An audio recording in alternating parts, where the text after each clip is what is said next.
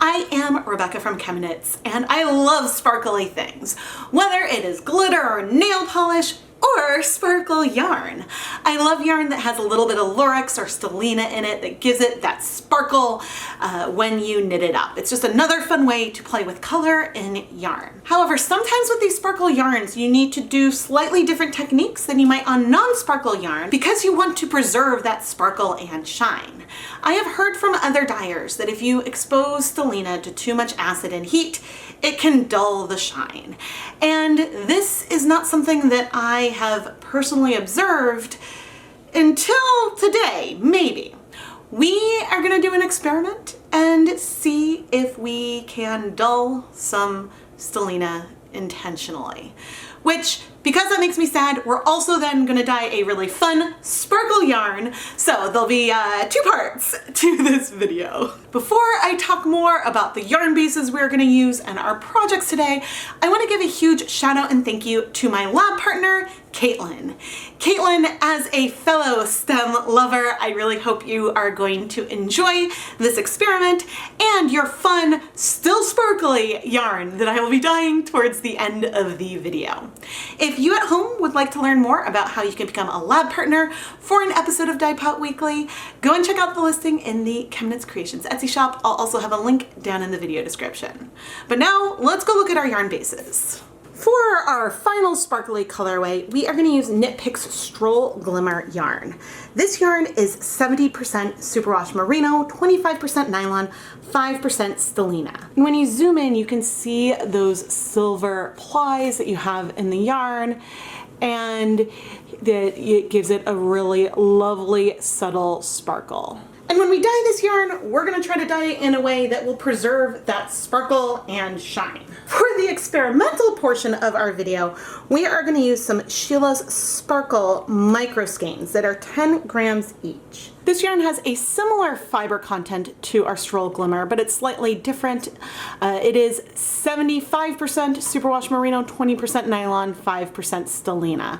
It's still very sparkly. It is a 2-ply yarn, so the construction is a little different, but I think that if we take 5 of these micro skeins and set them up in slightly different conditions, we can see if we dull our stellina at all. Which, believe me, I don't want to do. But for science. For this experiment, I debated whether or not I want to dye them or just heat them in water.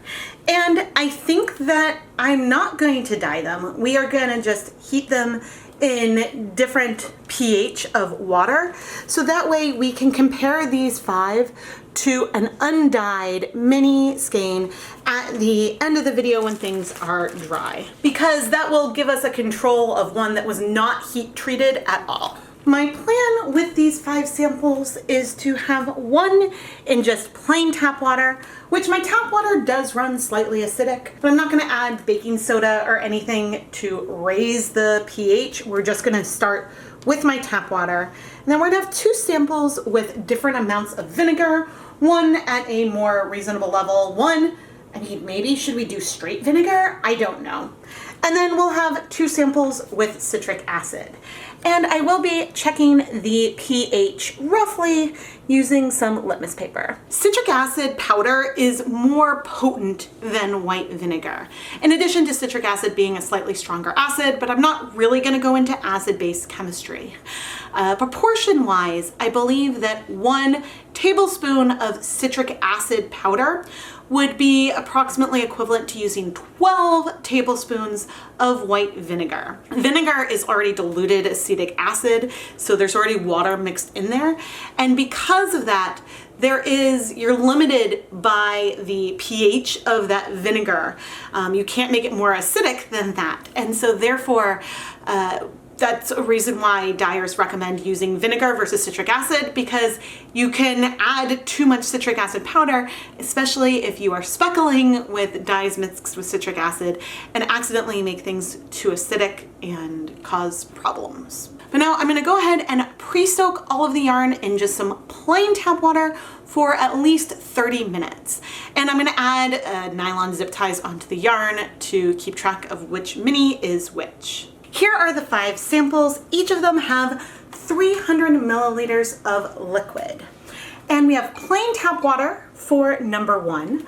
For number 2, we have tap water with 1 teaspoon of white vinegar, which is 5 milliliters of vinegar in 300 milliliters of tap water.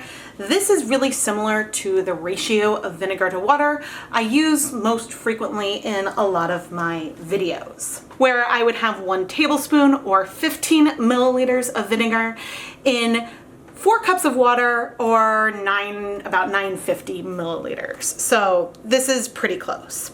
In sample 3, it is straight vinegar. 300 milliliters of vinegar, which my vinegar is a 5% acidity.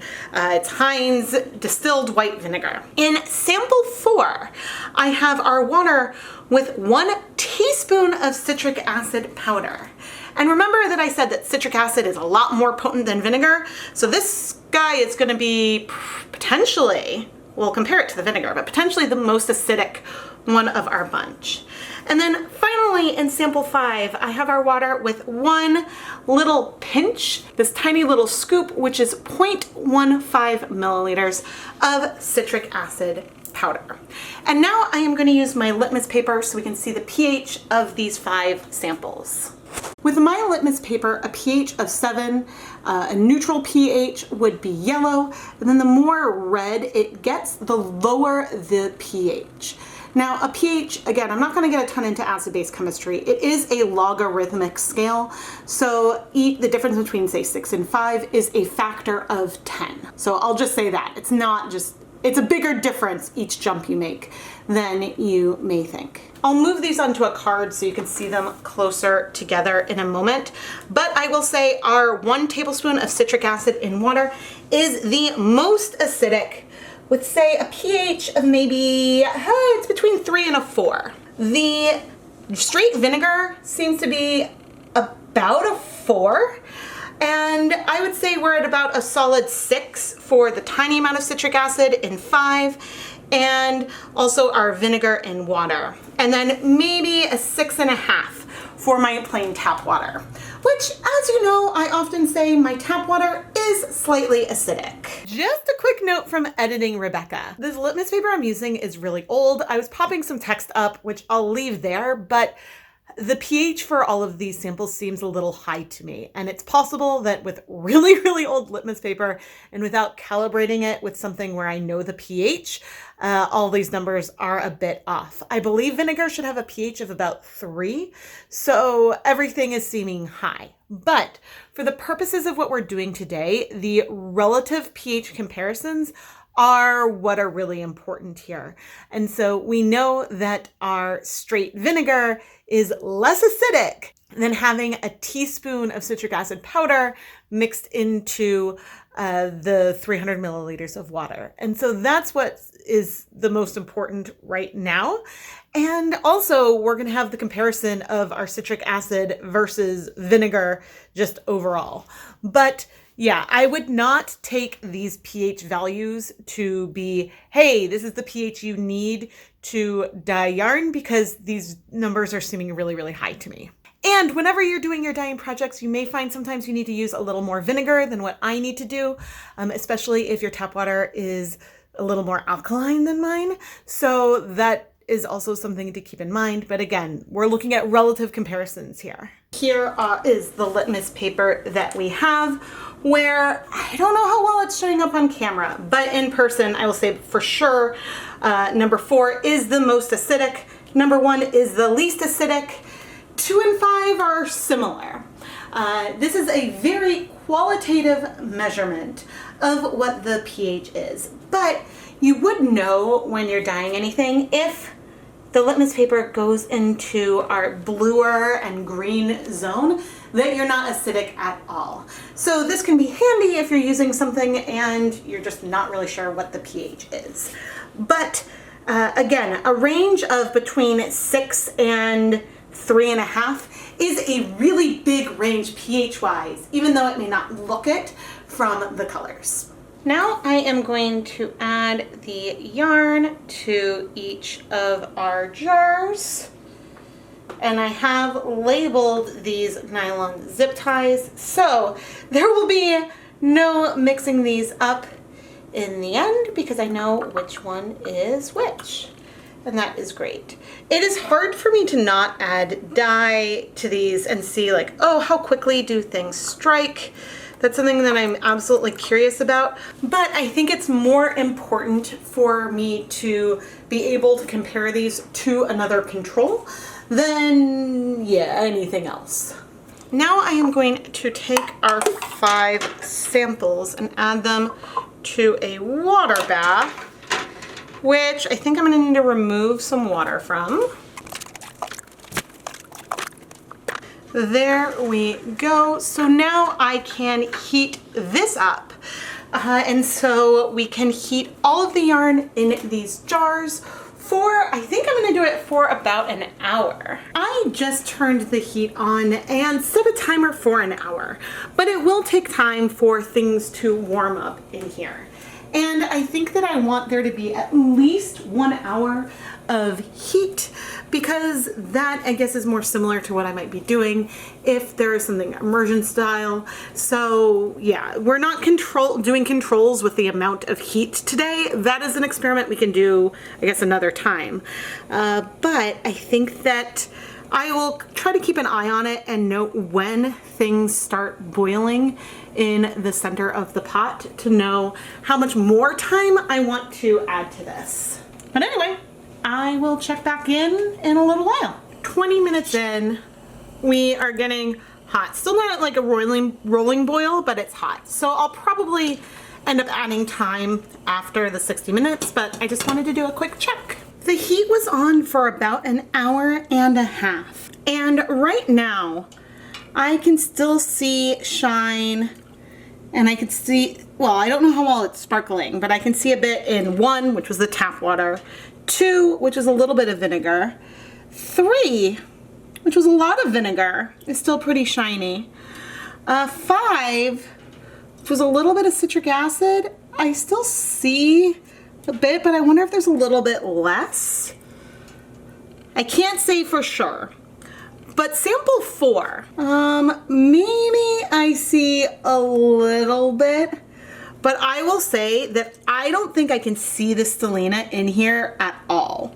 Like, yeah, like it's almost just like the bits of silver. It's not that it's not even shiny, it's that the bits of silver in here are just gone. Yeah, I mean, just looking there, like I literally do not see the Stellina. Whereas, say from sample 2, if I pull this up, can you see it on camera? See, I don't know if it's showing up on camera, but I can see it in person.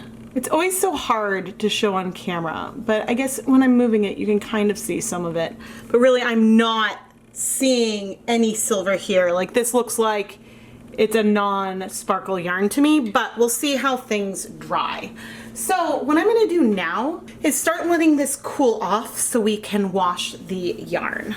And for that, I'm literally just going to remove the pot and set it aside so that way that yarn can cool off, because I think a couple of hours is completely sufficient. Now, there are variations to this experiment that we can do. And again, I don't have firm conclusions. We need things to dry, etc. And we need to rinse the yarn and things like that. Actually, I could probably rinse it warm, but I'm gonna let it cool off a bit because I'm trying to treat it like I might if I was dyeing yarn and had some dye in there. Now, we could look at different lengths of time, different amounts of heat. If a soak at room temperature with a lot of acid will dull the Stellina as well. And I don't think I'm going to necessarily do that because it's not worth stressing, okay, you can do half an hour, but if you do 45 minutes, then it starts to dull. Because whenever you dye, you're usually gonna add heat to eventually anyway. So I think that this is really just saying, like, the big question I have here is, can you add too much vinegar? Or does a lot of vinegar, you know, straight vinegar, can that be okay? Because then you can feel safe if you need to add more and more vinegar to your yarn. On the flip side, if a little bit of citric acid is fine, you don't need to worry necessarily if you use some citric acid for speckling, but clearly a lot of citric acid, and so therefore if you're doing really heavy speckles, could be too much. And that is one of the reasons why in the past I had done some salt versus citric acid versus sugar sprinkles. So that way I would be able to make a coated powder sprinkle to use specifically for yarn with Stellina. But I think that for our bonus project, we're gonna do some speckling with no other powders, just using straight dye powder onto our sparkle yarn. It's time to start washing, and I am gonna start with number 4 just because it is the most acidic, and I just want to dilute it before adding the others in. So giving it a couple of rinses, and then I'll add everything else in together. I mean, it's almost as though the Lurex is now clear because I can see it if I move it a little bit, but it's like whatever made it silver color was just completely stripped, which is wild. And yeah, but now I'm gonna add, I guess, everything but one. I'm trying to see, does the color, it almost looks like it's a different color too, the citric acid one. Like, I don't know if you can see that. See how it looks just like brighter? That is wild. I mean, it's possible that there were some contaminants in some of the jars or something, but I don't know. I'm now adding in number 1, which is our control, and I'm not sure if you can tell how sparkly it is, but I see it as mega, mega sparkly. I'm gonna go ahead and add some soap, not necessarily because to neutralize this, soap is needed, but more because that's what I would do if I had dyed the yarn with dyes, so why not? Let's treat it as similar as possible. I did rinse out all the jars with water before we went ahead and started, and I didn't control to see that I didn't splash in any of them when I was moving the yarn, but I have saved them in case there's something else I want to do with any of those jars. 5 may be less sparkly too. That one only had a little bit of citric acid. So there's more to acid than just the pH in terms of chemistry purposes. And again, I'm not going into acid-base chemistry here today, but there are reasons why, even if the pH is in the same range or a little bit less acidic than what we saw with just the straight vinegar, there are chemistry reasons that could be why the Stellina was still dulled with a little bit of citric acid. So anyway, I am going to keep rinsing these. I'm not sure how many times.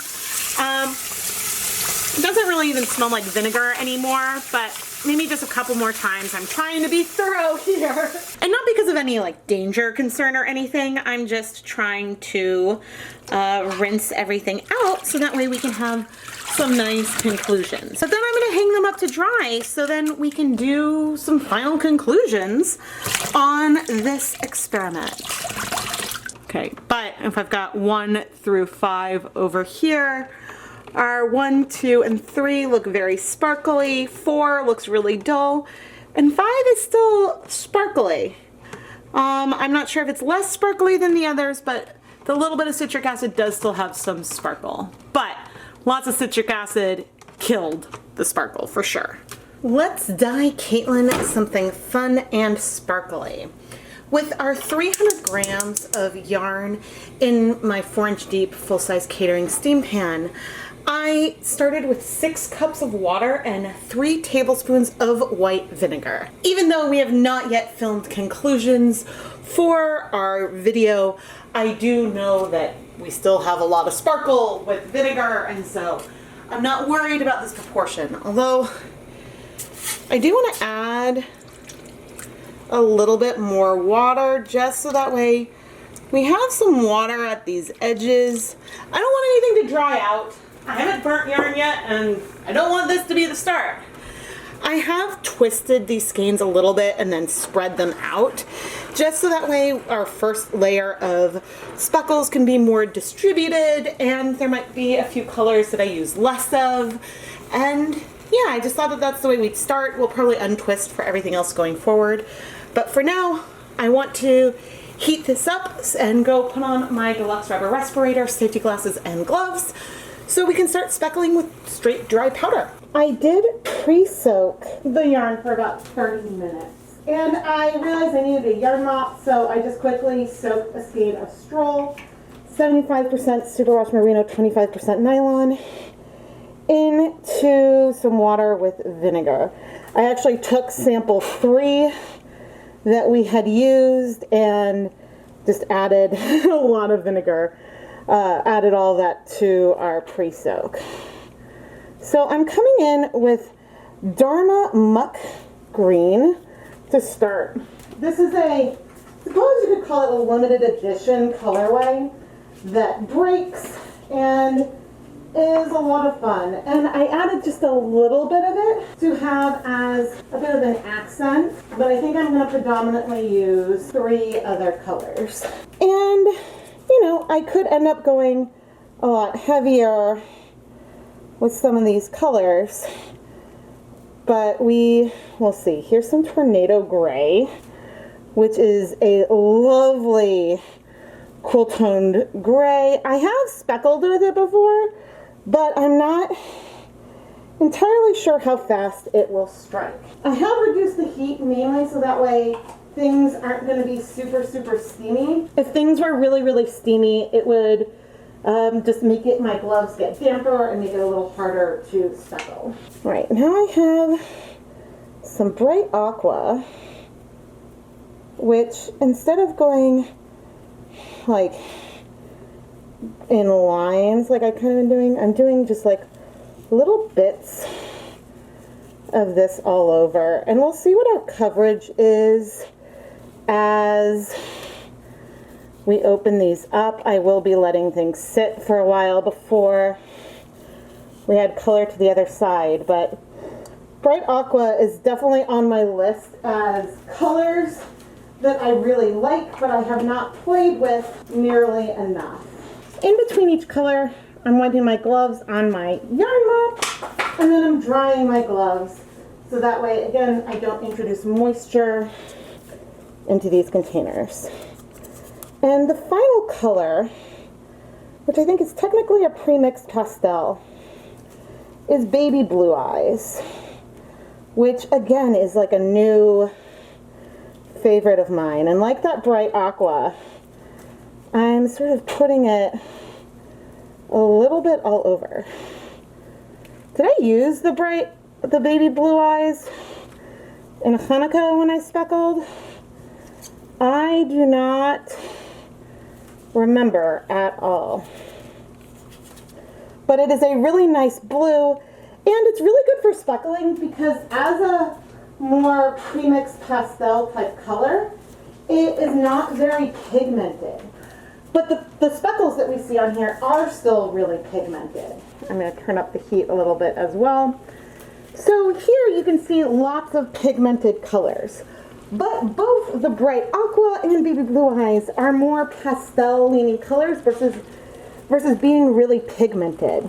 And the thing that makes this good is that because it's less pigmented, when you try to apply the straight dye powder on directly, it's a little bit easier to spread it out and not get things that are too intense. Whereas if you are using something really pigmented like extreme blue, etc., you might see a lot more pigment as you speckle. But anyway, I just turned up the heat, and so I am going to let this heat, well, I'll reduce it a little bit, for 10 minutes before we go ahead and flip the yarn to apply more color. Okay, it has been 10 minutes, and some of these colors may spread. I'm not going to worry about that a lot. Ooh, pretty. Ooh, there's some like red or something. I'm debating if I want to like twist again or what. Maybe not. Or maybe just a little bit to expose some white. So it's just got like one twist in it, but the thing about twisting is that it gives like patches of white, which can be nice or less useful. I don't know. I want to explore twisting skeins with doing speckles more. It certainly can help you spread things out, depending on how it is done. But now, I think I'm going to go for a bit lighter placement overall, focusing with maybe a hint of green, but the rest of the color. I focused mainly on our blues and gray and just used a little bit of the muck green. And when I flip, I'm planning to focus mostly on the two blues as well. I'm definitely going lighter now that the yarn is no longer super twisted because I don't want to have complete coverage, but I'm also happy if there's some spread of these colors. I really like how they are playing off one another on our yarn. And because of the hour plus that we had exposed sparkle yarn to straight vinegar, and I know there's still sparkle there, I'm not concerned about the Stellina dulling really here because we're not at a rolling boil, and ultimately the total amount of heat will be equivalent or less to what we had used before. I did make sure to wait at least 10 minutes in between flipping the yarn because while I am happy and don't mind if we have some spread, I do want to try to maintain some of those softer speckles as well, and so 10 minutes is plenty of time. Now I am also very interested in exploring more of dye powder mixed with sugar in the future.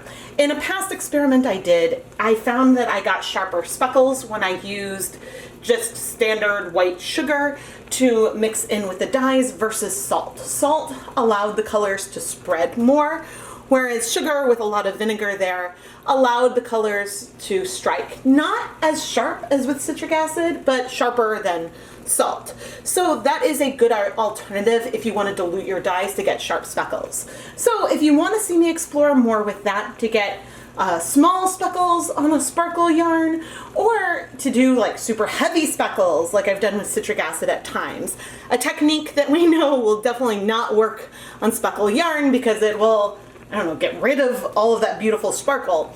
So if those are techniques that you would like me to explore more, please let me know in the comments below.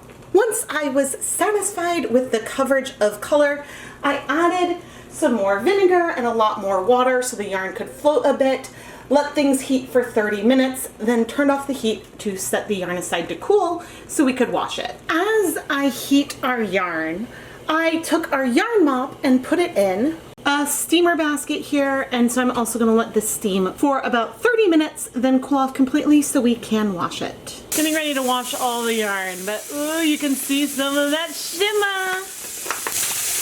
I have to say, I am really glad that I decided to do this experiment finally, and especially that I had one sample in pure vinegar. Again, I still need to go look at all that dry yarn, but I've looked at it upstairs as it's mostly dry, and the one in straight vinegar is still sparkly.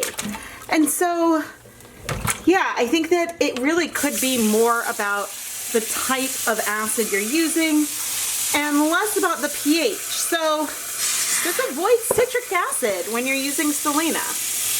Now, I did not do any of this experimentation. I'm adding some dish soap. The bottle's nearly empty. I didn't do these experiments on Lorax, which is another type of metallic appearing. None of these metallic looking fibers are actually metal. But I didn't do this on Lorax, which I've heard is less of a problem to use it with citric acid, but I think I'd probably still stick with vinegar. And I'm not seeing any bleeding in here at all. And my tap water is really cold because it's January in Massachusetts. Brr. So anyway, I'm gonna finish rinsing out the soap. I'm gonna go hang up the yarn to dry, and we'll come back and see all of the finished yarn.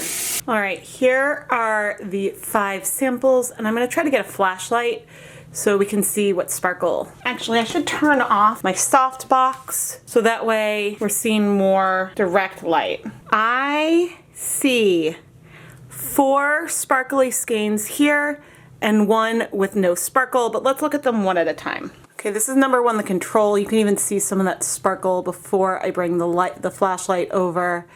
It is sparkly and shiny. This had no additional acid. Even though my tap water is slightly acidic, we heated it the same as everything else. It is sparkly and awesome. On sample 2, which is also extraordinarily sparkly, I would say this is just about as sparkly as the first one. This had just some white vinegar with, I believe it was approximately my preferred proportion of 1 tablespoon of white vinegar to 4 cups of water. Approximately. This is that concentration I use most often in my videos and resulted in super sparkly yarn. Number 3. Number 3 is still incredibly sparkly. Qualitatively, I would say it feels just as sparkly as the other 2. I'm not sure how it's showing up on camera. It's a little hard to capture those glitters and sparkles.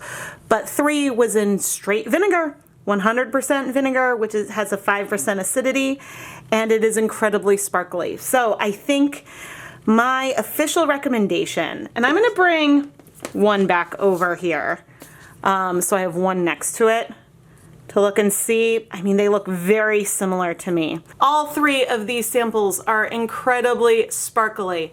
So my official recommendation would be that you can absolutely use vinegar. Try to use as little as you need, but you can use almost as much vinegar as you want and still get beautiful sparkly yarn. Sample 4 had 1 tablespoon of citric acid powder in it. There is a hint of some shine and sparkle in here, but the Stellina has turned clear. I don't see any silver threads in here at all. I do see a little bit of shimmer and shine, but it's as though we degraded that silver color. Like there's a hint of some shine, but we killed it. We killed the Stellina. Let me bring one back next to it and see here.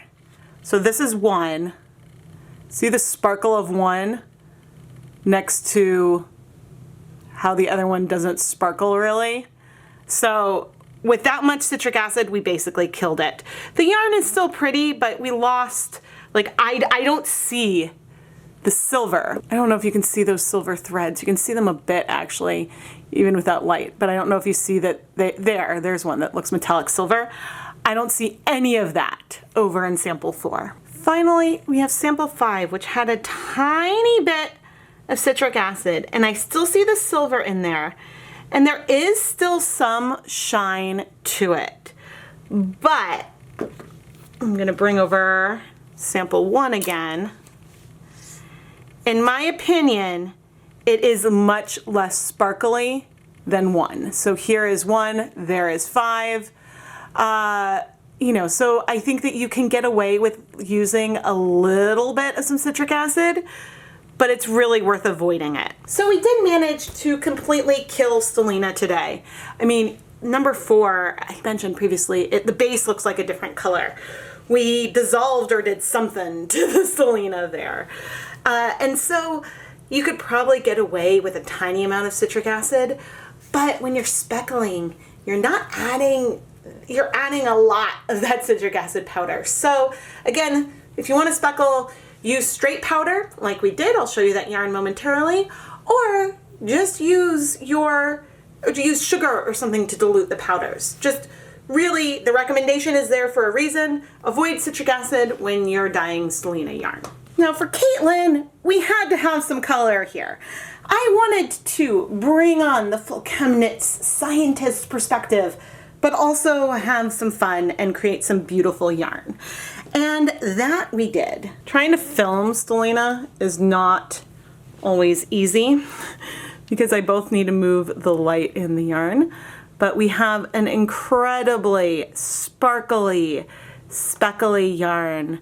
And I mean, in person, the lights are dancing. I'll have to see when I'm editing what it's doing on camera, but in person, I see so much shine. I'm so happy with this colorway. And our yarn mop, which is just on Knit Pick Stroll, is also beautiful. We see more of a white background here and less spread overall because of the difference of applying the powder low immersion in a steam pan versus having powder on my gloves and wiping it on here. And that is why our yarn mop has more of that crisp white base, and we see all these colors as being a little more, quote, true, and we see a little bit more blending going on the sparkle base, but both are absolutely beautiful. Caitlin, thank you so much for being my lab partner. I really hope you're gonna enjoy your sparkly yarn. I am so excited to have finally done this project and done it in a way that we have a beautiful sparkly color at the end as well. Because for all I love doing things for the science of it, I was sad to ruin that yarn. If you would like to learn more about how you can become a lab partner like Caitlin, get shoutouts in a video and yarn dyed in an episode of Dyepot Weekly, go and check out the listing in the ChemKnits Creations Etsy shop. And of course, feel free to message me on Etsy to chat about it if you have any questions. My shop is also filled with tons of ready-to-ship yarn, so if you don't want to wait weeks for me to dye and create the episode, go and check out the rest of the yarn, and sometimes you might even see some sneak peeks of things that have not yet been published on the channel. Caitlin, thank you again. I am Rebecca from ChemKnits, and please subscribe, turn on notifications. It is the biggest way that you can help support the content here. And let me know down in the comments below if there are any other experiments that you would like me to do. I know on my list I have looking at all the different turquoise dyes and some other dyes to see at what level you can dye them without getting a lot of bleeding. And that's something I keep putting off because I don't like washing. But that is on my list, and yeah, if there's other things that would be interesting to see, please let me know. I always keep track of suggestions. I have a whole spreadsheet with ideas, and I pull from that often as I go and film new videos. But now I also need to go order some more sparkle yarn because I am running extremely low. Thank you so much for watching.